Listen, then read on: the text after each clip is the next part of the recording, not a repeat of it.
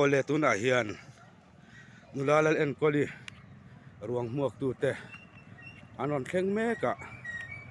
ti hian ruang hi kanin muak thin ani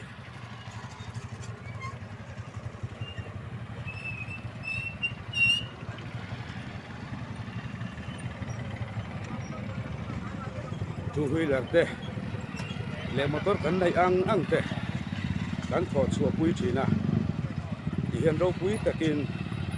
kanin muak thin ani hei hi ruang omna ania four wheeler ho hian ron thleng phei ve lawa so lama son anin da don ani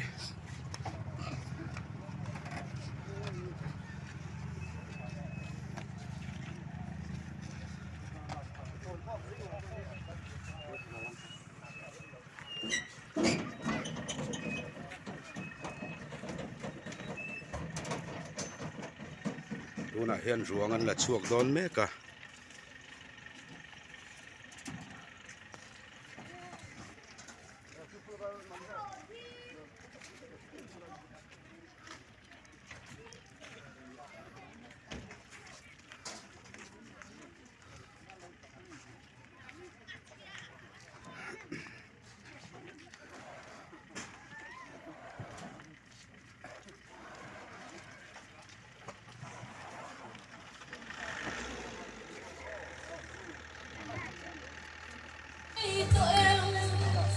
in thương qua in tâm em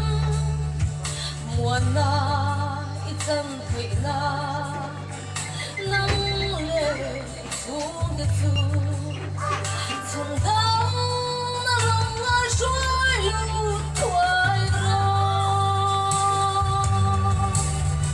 Christian thương qua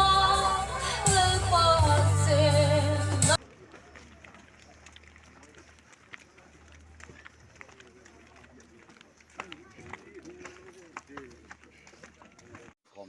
dari kan hang do nani kita kira lah pasien tu te kacir nga tu menjadi sama stone na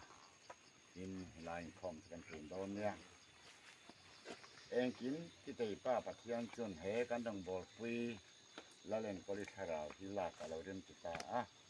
tu bawang kan lal pai tu kita zara satuan na cang tura thole na dei se na tu ning lakat atau tengah lakin atak sahi lei chunga lei chu leya vai bu chu vai bu ta an lo da ta ani kanom na lei ni chet ma sila wana in ku ta sagalo ta to nam tu pathian he na ta in het chu kan nei ti kan thesi ten wana tangin o ka thia tu na chuan tu nuwa chuan lalpa thi do le chu na tho lang an thorim na ke chuan san to ang an thir ti te kan ran zui ve don si tharavin ati an dir tra me to lawanga an tui ha le to he lo hallelujah